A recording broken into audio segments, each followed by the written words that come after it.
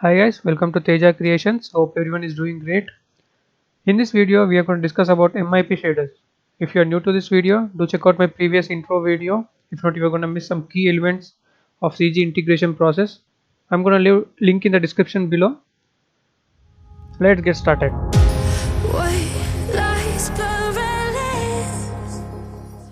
So basically, there are many people who ask me what are MIP shaders and why should we use only MIP shaders? Are there any other shaders could be alternative for MIP shaders or what is the main purpose to use MIP shaders? So I got answers for all of these questions. So basically, we can even people are thinking we can even use background shader to remove the ground plane which we use for the contact on the ground as for the CG object and for the background. Okay, let's do and talk. It will be easy to understand. Okay. The first thing we are going to do is set up the linear workflow.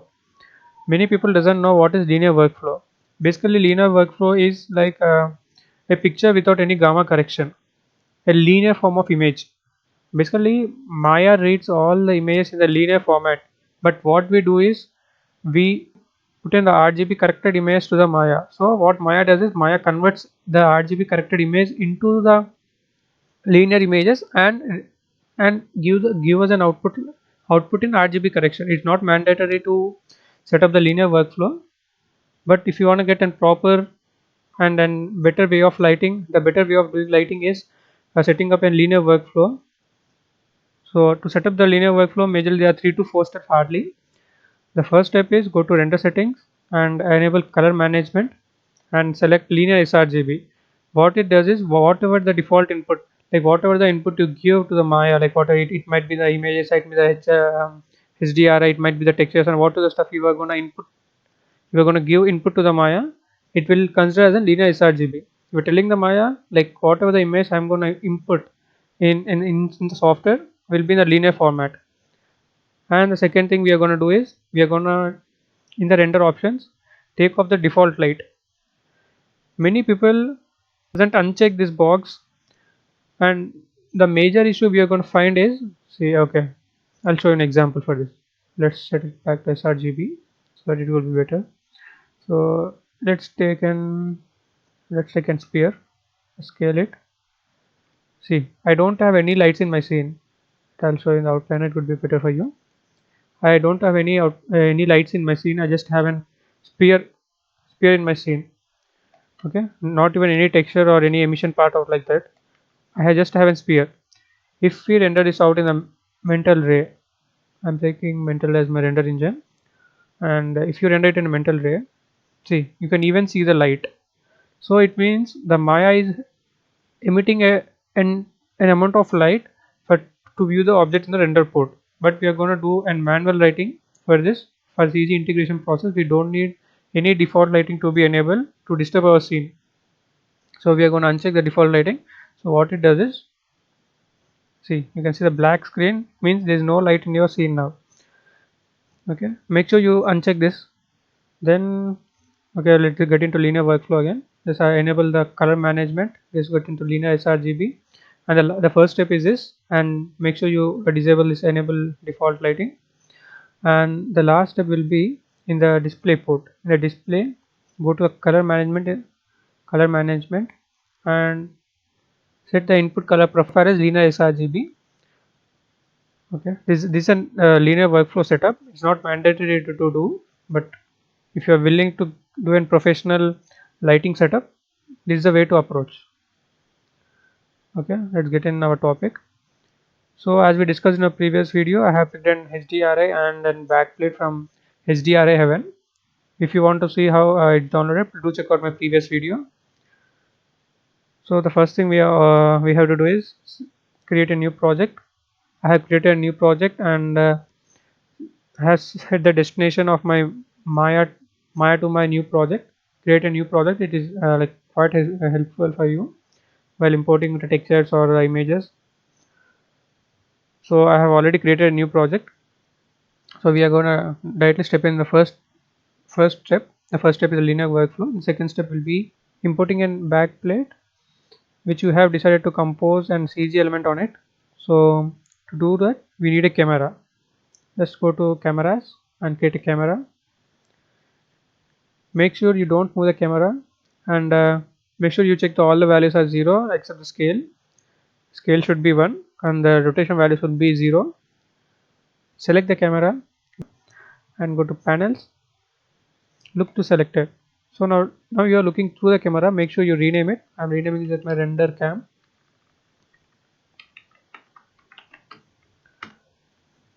So that it would be helpful for me to select the camera in my render view.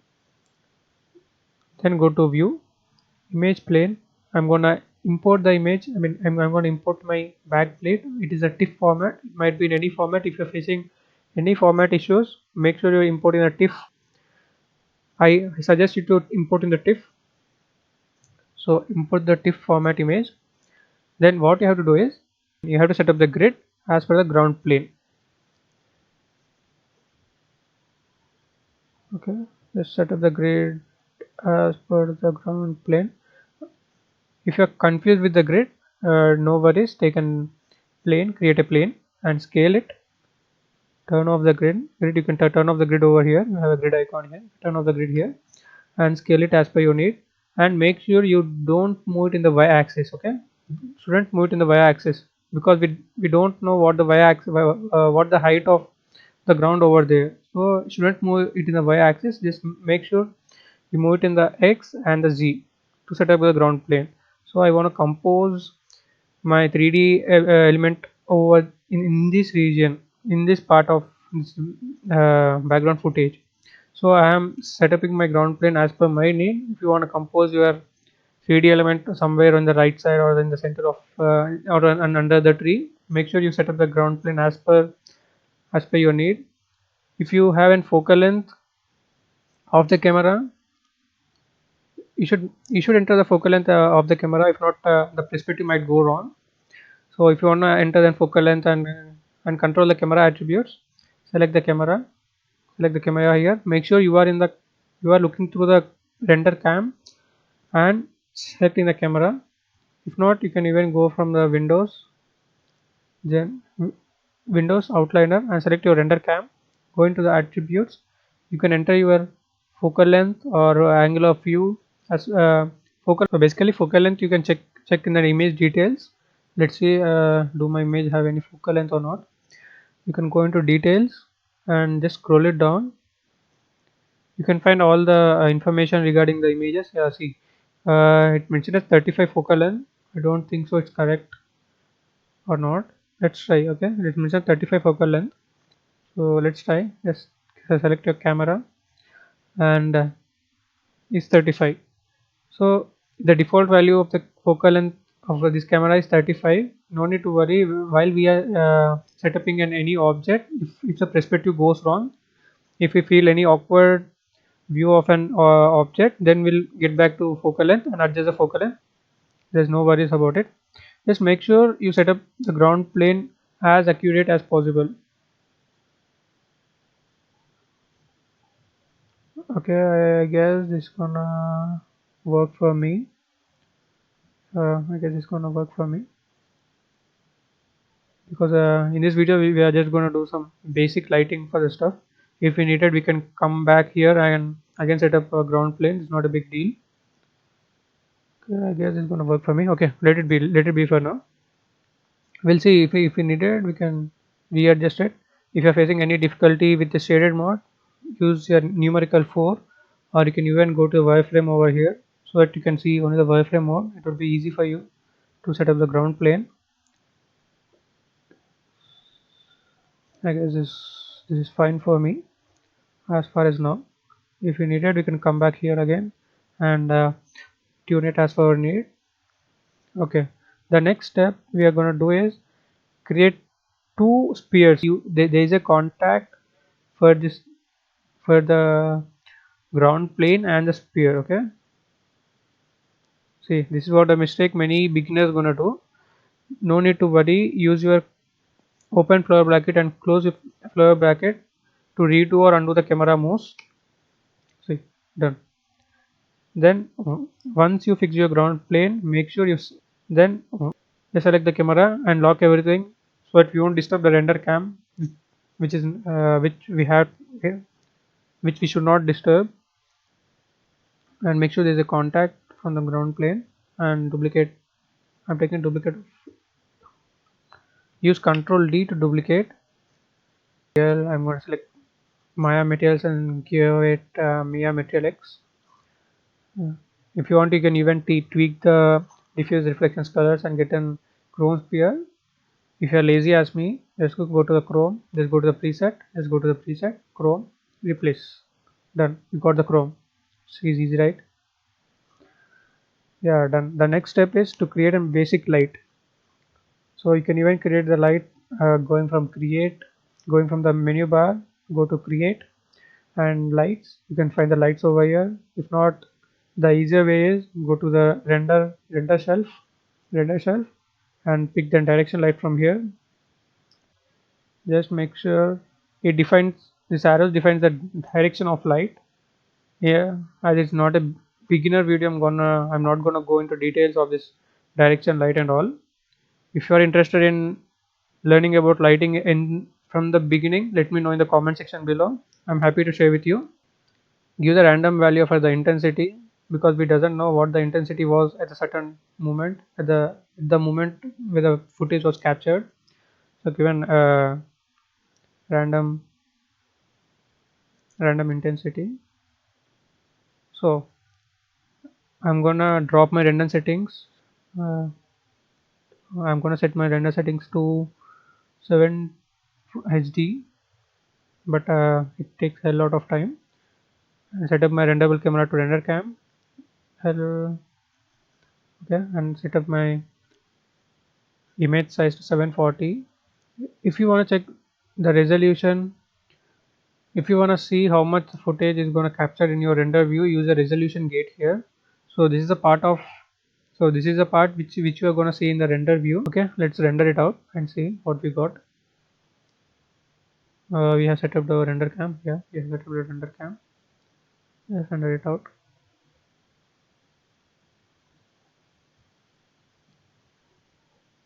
Go to renders, go to render.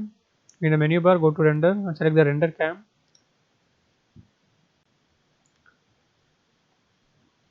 The first thing you are going to notice is the pale color of the image, because the linear format we have. So actually what Maya does is, Maya has already has applied the gamma correction for this, the gamma correction RGB values for this. So this, it is looking as a pale for us. So what we are going to do is select the image, image file type as texture. Then there will be a, actually it will be disabled when the image file type is in the type of the image in the image file, the texture will be disabled. But if you use another linear image, please don't apply any gamma corrections for that. If you want to let Maya know this, you have to do this process. It's just like go to image type and type as texture. In the texture, attach the same image. Go to file, go to the same image. See, this is the advantage of setting a project. It automatically redirected me to the source images where I have imported my SDR and background plate. Make sure you, and what we are going to import, we have given sRGB image. So now what Maya does is, it doesn't apply any gamma correction for the image. And just see, yeah, here you got. So Maya did not apply any gamma correction for this image, so you got a proper image as it was. And the first thing you're going to notice is, and many people ask me how should we take a reference of the shadow, or the shadow density of the shadow angle, and all of this we are going to see that in the next video. In this video we're going to just discuss about MIP shaders, only about the MIP shaders. Okay, how can we achieve the reflections of our surroundings or the ground reflections and all. So we have the first task for us is to remove the ground plane and get the ground reflection on this chrome sphere, so that when we place any reflective elements on the ground, we can get the ground reflections on the reflective element, so that it could look realistic in the realistic way. So there are people who asked me, why can't we use background shader for this plane over here and get rid of it. So let's use a use background shader. You can even apply from assign new material, select Maya, sorry, my bad, select, and you can even apply it like this. Or if you are lazy like me, you can even go to a render self and apply it directly. Is a use background shader.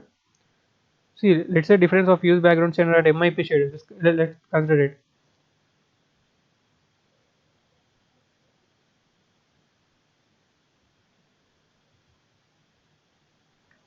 See what it have done.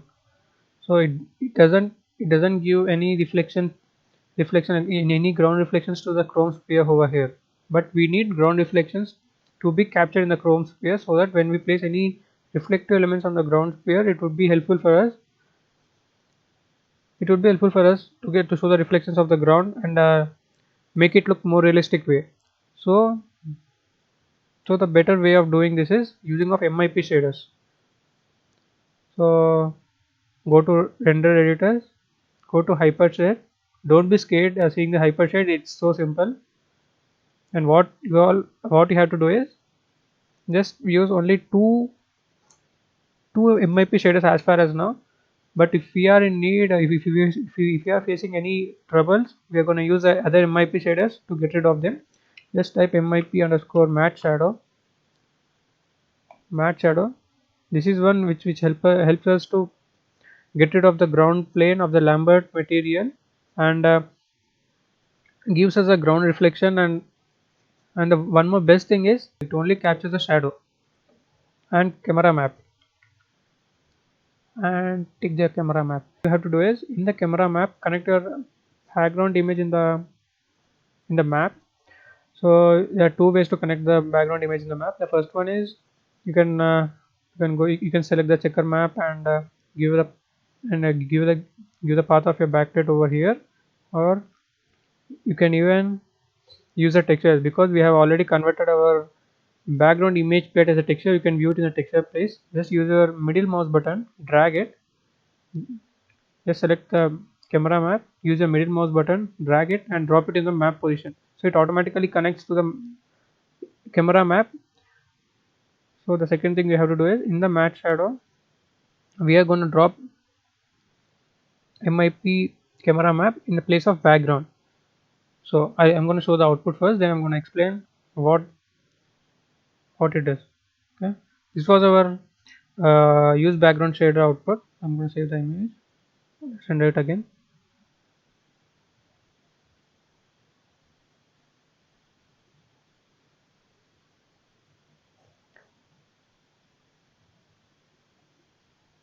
And the mistake we have done is, we did not apply the matte shadow. We need to apply the matte shadow for the ground plane, so that only when we apply the matte shadow, it's even the MIP shadow is an shader. Okay, even the MIP shader works as a normal shaders itself, but these are known as projection based shaders. See, just what you have to do is use your middle mouse button, drag it and drop it on the ground plane. Even after you drop it on the ground plane, if it's appeared to be in the green color, make sure you disable your MIP matte shadows. I mean, you disable your MIP shaders and re-enable them. And to do that, what you have to do is go to your docs and delete the Maya docs. So it automatically deletes the MIP shaders. If not, uninstall the Maya and reinstall the Maya, because it only works when it's turned to be in the red color. When it's in the green color, it doesn't work. So this was an output of our this background shader.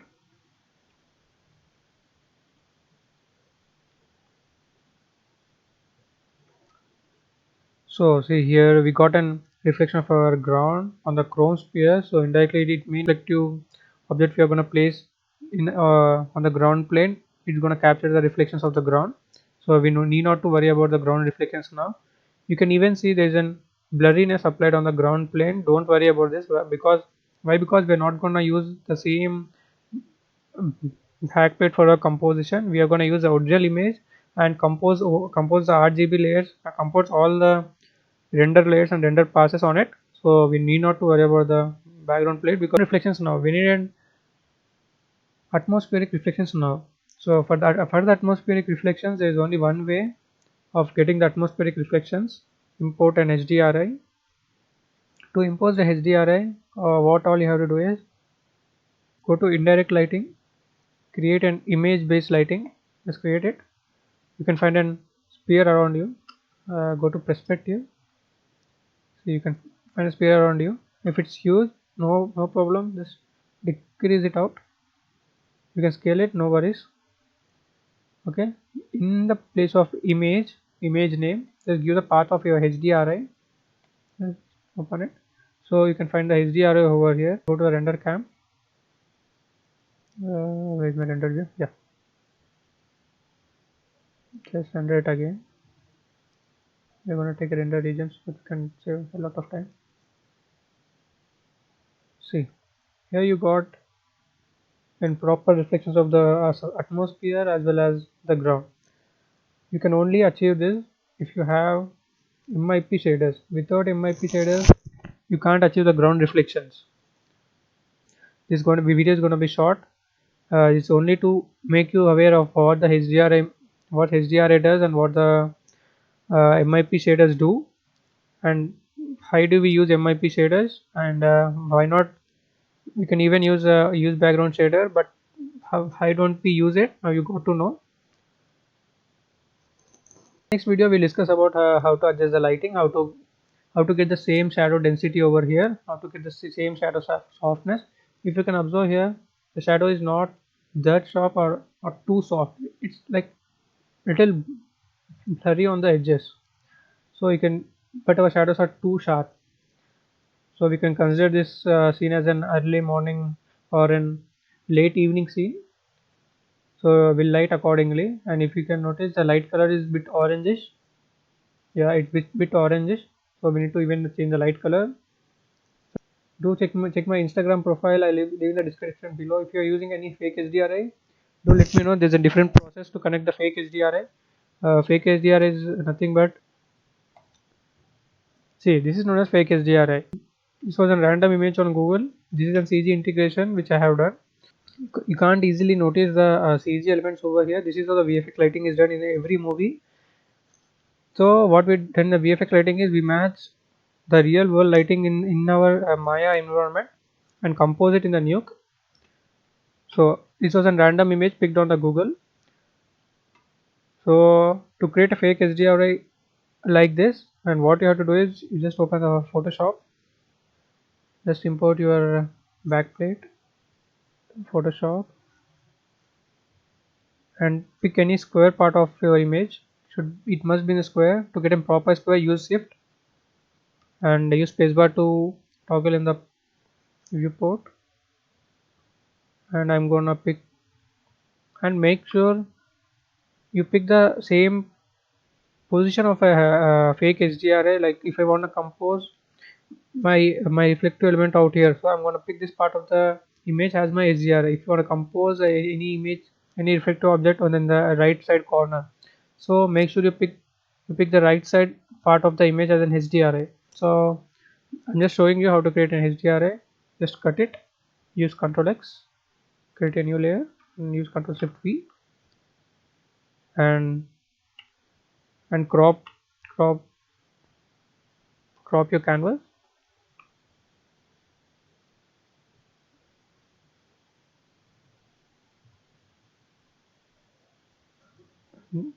And use enter.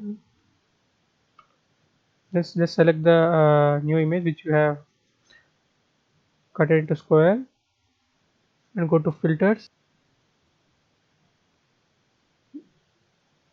In the distortion you can find sphere eyes. Just select the sphere eyes. Just let it be in the default values and click OK. So this is how you create the fake HDRI. So if you are using any fake HDRI, do let me know in the comment section below. I'll help you how to connect the fake HDRI, because there's a different process and a different way of approach to connect the fake HDRI. I'll help you out there. Do mention in the comment below. That's it for this video. We are going to meet in the next video in the next week. Thank you for watching. It's been a great session. Do subscribe, like, and share my videos so that I can create many more for you. If you are interested in learning dynamics or modeling or animation, do let me know. I'm happy to share. Even if you're willing to learn Unreal or Photoshop or Nuke, do let me know in the comment section below. Thank you. This is Sai Teja signing off.